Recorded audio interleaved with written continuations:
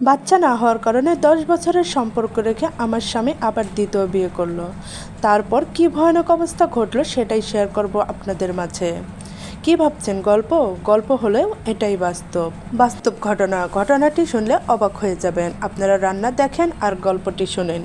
আর শুনে ভালো লাগলে অবশ্যই লাইক দিয়ে কমেন্ট করে জানিয়ে যাবেন রান্নাটা কেমন হলো আর গল্পটা কেমন হলো। আমার হাজব্যান্ডের সাথে আমার পারিবারিকভাবে বিয়ে হয়। বিয়ের পর আমার হাজব্যান্ডের সাথে সুখের সংসার ছিল আমার। আমার শ্বশুর শাশুড়ি খুব ভালো মনের মানুষ ছিল। আমার হাজব্যান্ডরা 2 ভাই ছিল। তার বড় ছেলে চাকরির জন্য বাইরে থাকতো। তার 2টা সন্তানও ছিল। আমার সুখের সংসার ছিল। আমার শ্বশুরও চাকরি করতো, আমার হাজব্যান্ডও চাকরি করতো।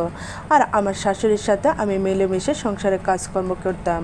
কিন্তু এই সুখের মধ্যে যে আমার ঝড় চলে আসবে এটা আমি কখনোই ভাবতে পারিনি। আমার জীবনে যে এত বড় দুর্ঘটনা ঘটবে এটা আমি কল্পনাও করতে পারছি না। আপনারা আমার সাথেই থাকেন আর শোনেন কি ঘটেছিল আমার সাথে।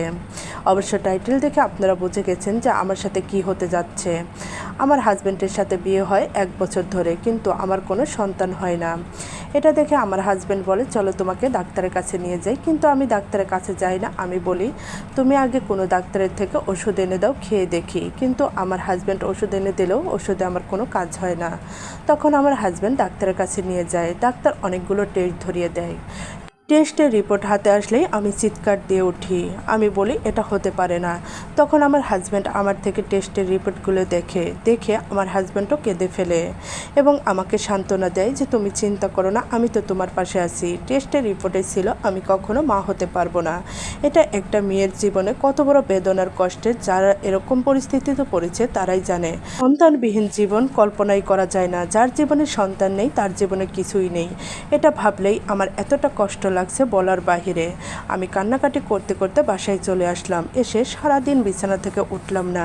সারাদিন শুয়ে রইলাম। রান্না বান্না খাওয়া দাওয়া কিছুই করলাম না। আমার হাজব্যান্ড অফিসে চলে গিয়েছিল। সন্ধ্যার সময় এসে আমাকে তুলে নিয়ে খাওয়ায় এবং আমাকে আশ্বাস দেয় তুমি চিন্তা করো না, আমি তোমার পাশে আছি। তোমার সন্তান নেই তো কি হয়েছে, আমরা একটা সন্তান দত্তক নিয়ে এসে মানুষ করব, সেটাই আমাদের সন্তান হবে। তখন আমি হাজব্যান্ডের কথা শুনে আশ্বাস পাই আমার সন্তান দরকার নেই, আমার হাজব্যান্ড তো আমার পাশে আসে। আমার জীবনে এটাই সবচেয়ে বড় পাওয়া। এটা বলেই আমি নিজেকে সান্ত্বনা দেই। বেশ কিছুদিন হয়ে যায় আমার শাশুড়ি আমাকে আর আগের মতো ভালোবাসে না। বিভিন্ন সময় বিভিন্ন কথা শোনায়। কোনো কিছু সংসারে অঘটন ঘটলেই বলে হাট করে থাকলে অলক্ষ্যে থাকলে সংসারে তো এমন হবেই। আমার তখন খুব খারাপ লাগে। আমি কান্নাকাটি করি আর বলি আমার তো দোষ নেই, আল্লাহ আমাকে সন্তান দেয় নেই, আমি কি করব। এ নিয়ে আমার খুব মন খারাপ হয়। আমি আমার হাজব্যান্ডের সাথে শেয়ার করি। আমার হাজব্যান্ড বলে তুমি মন খারাপ করো না, একদিন সব ঠিক হয়ে যাবে। এভাবে 4-5 বছর চলে যায়। আমার শাশুড়ি সবসময় আমার হাজব্যান্ডকে কান ভাঙানি দিতে থাকে যে এই সংসারে যদি সন্তান না থাকে তোর চাকরি করে লাভ কি, এগুলো খাবে কে। এ কথা শুনে আমার হাজব্যান্ড চুপ থাকে, কোনো কথার উত্তর দেয় না।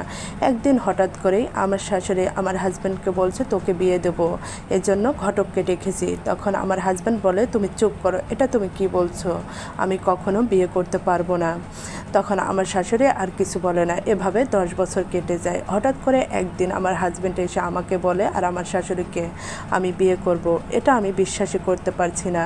এটা শুনে আমার মাথায় যেন আকাশ ভেঙে পড়লো। আমি কোনো কথার উত্তর দিতে পারছি না। তখন আমার শাশুড়ি উঠে বলল তুই কবে বিয়ে করবি বল, আমি নিজে গিয়ে তোকে আমি বিয়ে দিয়ে নিয়ে আসছি।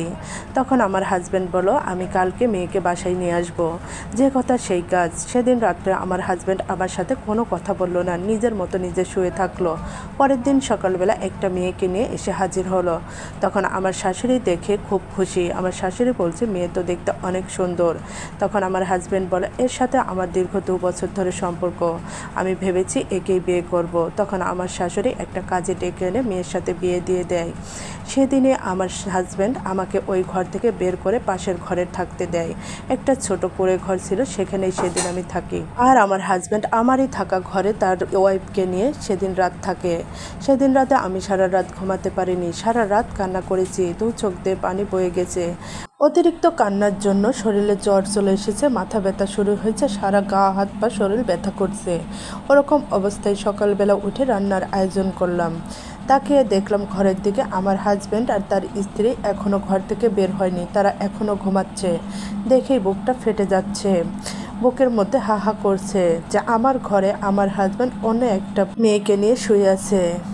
এটা যেন আমি আর সইতে পারছি না। আমি তাড়াহুড়া করে চলে আসলাম আমার ঘরে। এসে আবারও কিছুক্ষণ কান্নাকাটি করলাম, করে তারপর আবার বাইরে গিয়ে রান্নার সব আয়োজন করে ডাইনিং টেবিলে সাজিয়ে রাখলাম। তাকিয়ে দেখলাম আমার হাজব্যান্ড ঘুম থেকে উঠে গোসল করে তার স্ত্রীকে নিয়ে এসে খাবার টেবিলে বসলো। আমার দিকে তাকালোও না। আমি তাদেরকে খাবার দিয়ে চলে আসলাম, একটা কথাও বললো না যে আমাদের সাথে খেয়ে নাও। আমি আমার মতো এসে না খেয়ে দিয়ে আবারও শুয়ে পড়লাম। কিছুক্ষণ শুয়ে থেকে আবার উঠে চলে গেলাম দুপুরে রান্না করার জন্য।